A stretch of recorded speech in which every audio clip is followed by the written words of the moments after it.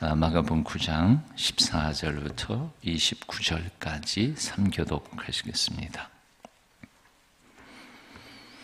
마가복음 9장 14절 제가 먼저 읽습니다. 이에 그들이 제자들에게 와서 보니 큰 무리가 그들을 둘러싸고 서기관들이 그들과 더불어 변론하고 있더라.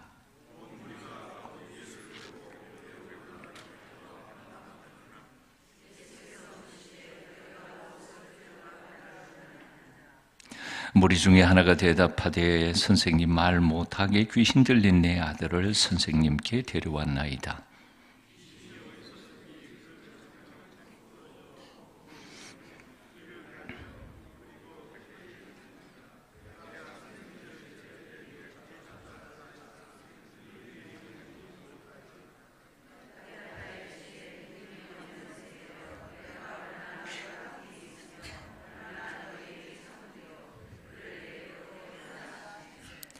이에 데리고 오니 귀신이 예수를 보고 곧 그 아이로 심히 경련을 일으키게 하는지라. 그가 땅에 엎드러져 구르며 거품을 흘리더라.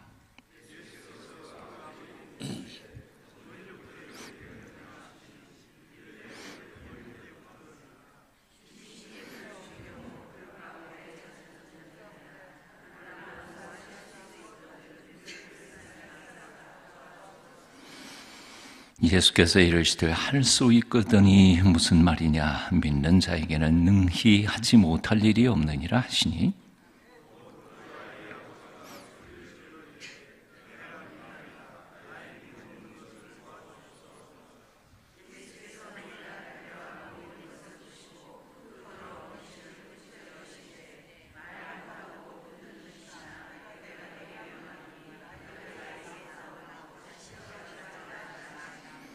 귀신이 소리 지르며 아이로 심히 경련을 일으키게 하고 나가니 그 아이가 죽은 것 같이 되어 많은 사람이 말하기를 죽었다 하나?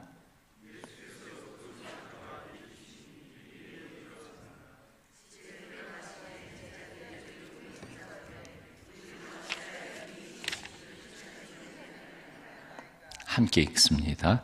이르시되 기도 외에 다른 것으로는 이런 종류가 나갈 수 없느니라 하시니라. 아멘. 귀신 들려 고통당하는 사랑하는 아들을 어릴 적부터 미쳐서 불에 뛰어들기도 하고 물에 뛰어들기도 하고, 그래서 죽을 고비를 여러 번 넘기면서, 그래서 잠시도 그 아이를 마음을 놓고 내버려 두지 못한 채 너를 시선을 두고 보호해야 했던 아버지, 그 아버지가 예수님께서 거라사 지방에서 군대 귀신 집힌 사람을 낫게 하고 수로보니게 여인의 딸의 귀신 들림을 낫게 했다는 소문을 들었습니다. 아마도 부푼 희망을 가지고 예수님께로 달려왔겠지요. 그런데 예수님은 변화산 꼭대기에 세 제자와 함께 올라가 계시고 나머지 9명의 제자만 있었습니다. 고쳐달라고 부탁했지만 그들도 속수무책 아무 일을 할 수가 없었습니다. 마침 변화산에서 내려오시는 예수님을 보자 이 아버지는 하소연합니다. 선생님, 말 못하게 귀신 들린 내 아들을 선생님께 데려왔나이다.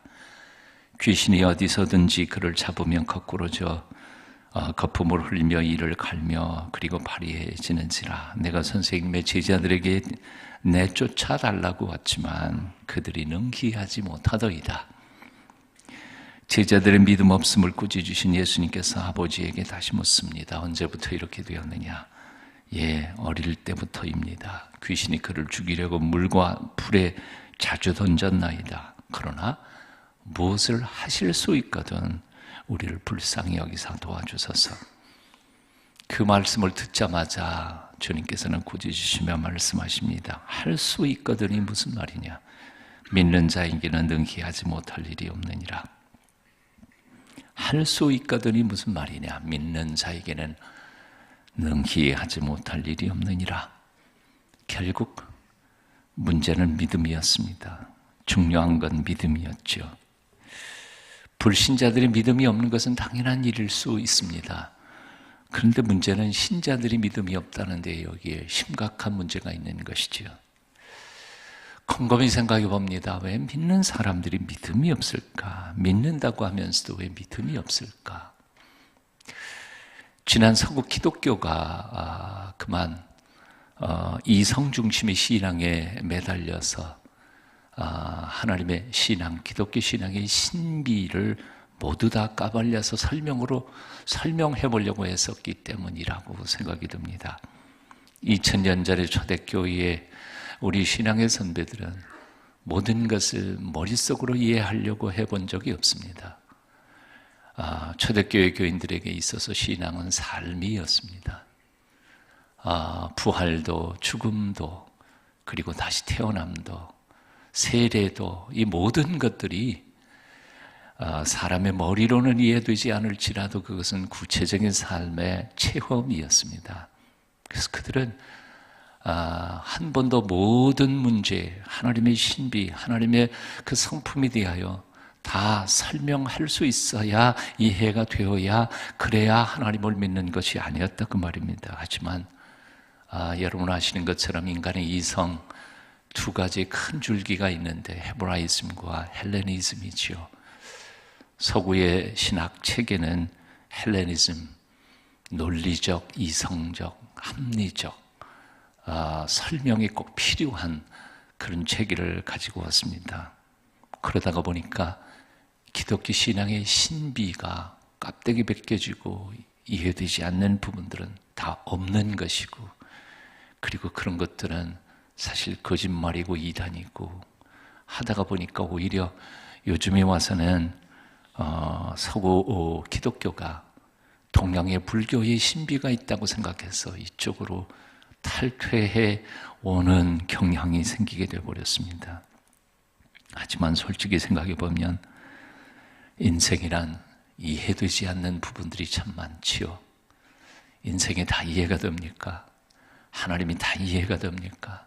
신앙이 다 이해가 됩니까?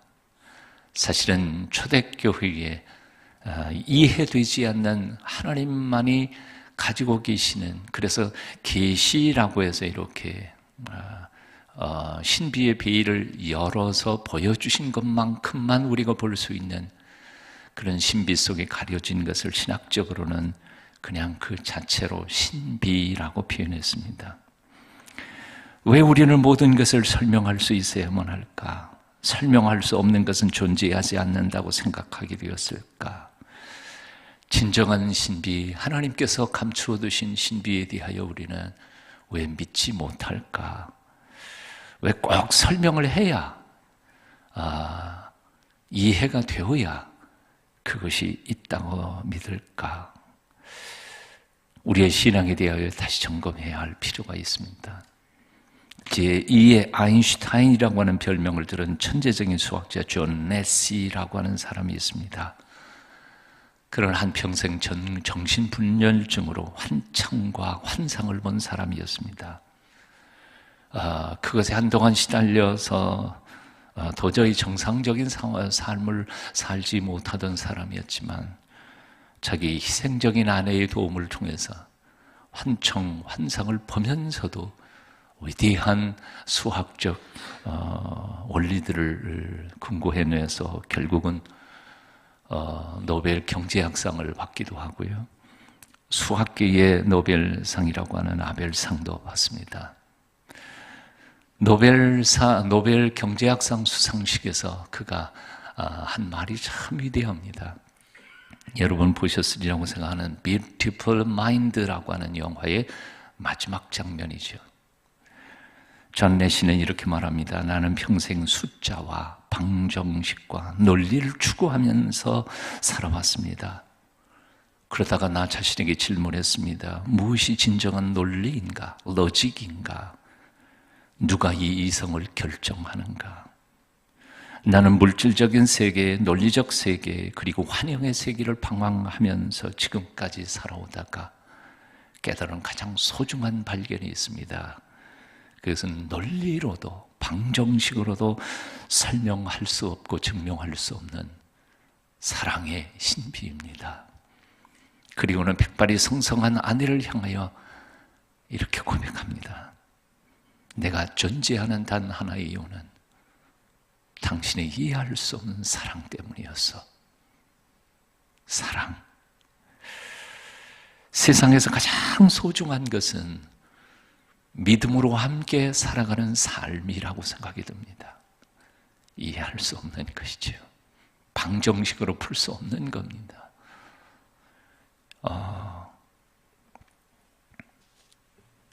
이세돌이가 바둑 한 판 졌다고 인간의 이성과 가치가 인공지능에 떨어진 건 아닙니다.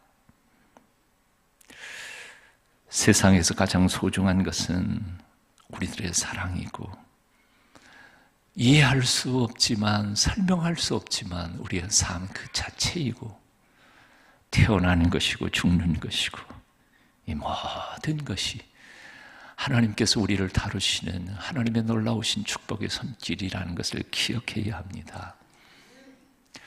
최근에 제가 깨닫는 것이 하나 있습니다. 그동안 저는 35년 동안 저도 어쩔 수 없는 이 시대 정신의 아들이니까 설교 시간에 어떻게 하든지 교인들에게 모든 것을 다 밝히 설명해서 그리고 이해시키려고 설교를 했다는 사실입니다. 근데 그게 불가능하다는 사실을 최근에야 깨달았습니다. 예, 하나님이 덮어놓으신 신비는 우리가 아무리 까발리려고 해도 알 수가 없습니다. 이해되지 않는 부분들이 참 많습니다. 하지만 내가 이해할 수 없다고 해서, 내가 설명할 수 없다고 해서 그것이 존재하지 않는 것이나 혹은 하나님이 무존재거나 그런 것은 아니라는 것이지요. 주님께서는 오늘 본문에서 이렇게 말씀하십니다. 할 수 있거든이 무슨 말이냐? 믿는 자에게는 능치 못함이 없느니라. 그냥 믿으십시오. 이 말씀하시는 주님 말씀 앞에 한평생 고생한 사랑하는 아들을 쳐다보던 아버지는 울부짖으며 이렇게 소리치릅니다. 주여, 내가 믿나이다. 하지만 믿는다고 고백하면서도 자신의 믿음이 없음을 깨닫고 그는 이렇게 소리칩니다. 나의 믿음 없음을 도와주소서. 웃기지 않아요, 말이. 주여 믿나이다. 그래서 믿는 거죠. 그렇지만 자기 속에 믿음이 없다는 사실을 깨달은 거예요. 그러니 내게 믿음을 주옵소서. 사랑하는 아들을 향한 아버지의 사랑, 이해할 수 없는 사랑. 수로보니게 여인의 딸을 향한, 귀신 들린 딸을 향한 엄마의 사랑, 방정식으로는 증명할 수 없는 엄마의 사랑. 군대 귀신 들린 거라사 광인 속에 수많은 욕망과 수천 가지 악한 생각들과 2,000마리의 군대 귀신이 그를 찢고 까발리는 그의 영혼 속에 들어오셔서 그것을 하나로 통일시키시고 온전한 한 사람을 만들어주신 예수 그리스도의 그 이해할 수 없는, 설명할 수 없는 하나님의 통치하심이 이번 기간 동안에 여러분의 가정 속에, 여러분의 영혼 속에, 여러분의 사랑하는 아들, 딸들 가운데 함께 하실 수 있게 되기를 축원합니다. 잠깐 또 묵상하며 기도하는 시간 가지겠습니다. 내 머리로 설명이 되어야, 이해가 되어야 그래야 되겠다는 생각 포기해버리고, 하나님이 이해할 수 없지만 내게 믿음 주옵소서. 주여, 내가 믿나이다. 나의 믿음 없는 것을 도와주소서. 울부짖던 이 아들을 사랑하는 아버지의 마음, 내게 믿음 주옵소서. 내가 믿음이 없습니다. 내게 믿음 주시옵소서. 기도하십시오.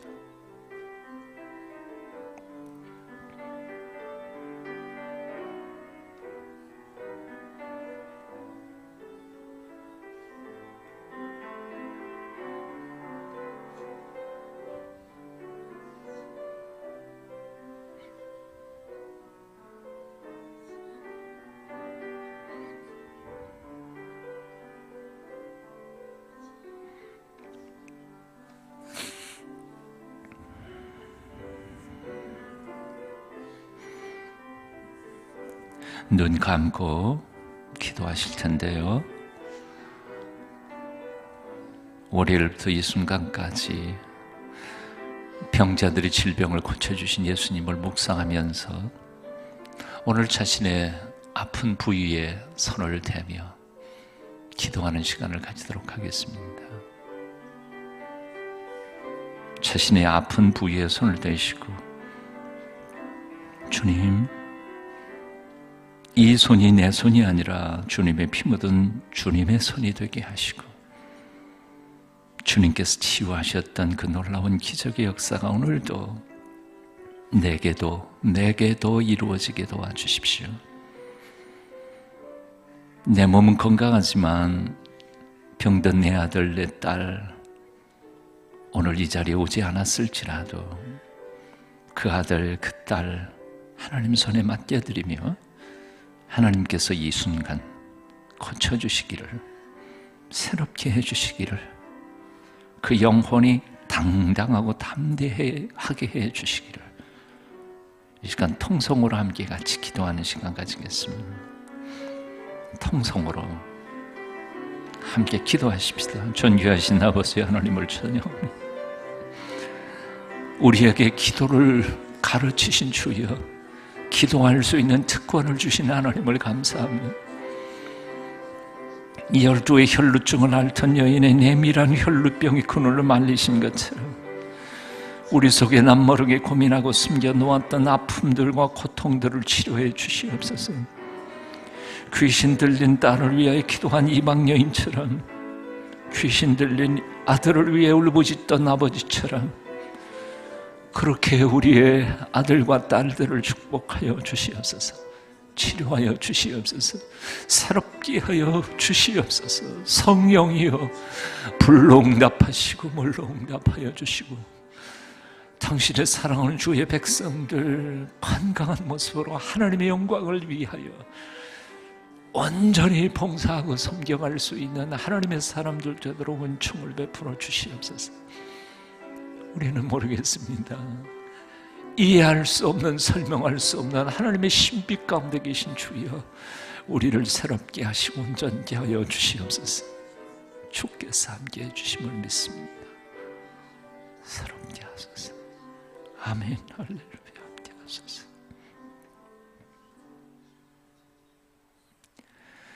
열두의 혈루증 앓던 여인의 내밀한 혈루병의 근원을 말리신 것처럼 우리 속에 남모르게 고민하고 숨겨놓았던 아픔과 고통들을 치료하여 주시옵소서.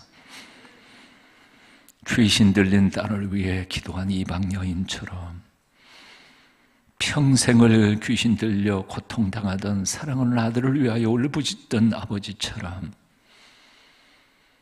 주여, 부스러기 은혜라도 주사오니 내 아들 내 딸에게 베풀어 주시고 내게도 은혜 내려 주시옵소서. 우리를 불쌍히 여겨 주시옵소서. 내 아들을 불쌍히 여겨 주시고 내 딸을 불쌍히 여겨 주시고 그 앞길을 선한 길로 인도하여 주시옵소서. 세상의 악한 것들이 그 앞길을 유혹하지 못하게 하여 주시고 사탄이 감히 내 사랑하는 자식들을 시험하지 못하도록 보호하여 주시고 지켜 주시옵소서. 오늘 이 아침에 사랑하는 주의 백성들의 연약한 병든 몸에 우리 주님 손길을 대하시고 치료하여 주시고, 그저 나 혼자 건강하게 잘 살기를 원해서가 아니라 남은 세계 참으로 하나님의 영광을 위해 뛰고 달리고 싶어서 간구하고 기도하오니 고쳐 주시옵소서. 치료하여 주시옵고 하나님의 영광 위에 살게 도와주시옵소서. 나사렛 예수의 이름으로 명하노니 병든 것들, 연약한 것들, 악한 것들은 물러갈지어다. 예수 그리스도 이름으로 기도하옵나이다. 주 예수 그리스도의 그 크신 은혜와 아버지 하나님의 만극하신 사랑과 성령님의 감화, 감동, 소통케 하여 주심이 오늘도 하나님의 말씀대로 살고자 결단하고 몸부림치는 사랑하는 주의 백성들 한 분 한 분 머리 위에 지금부터 영원까지 함께 계시기를 간절히 축원하옵나이다. 아멘.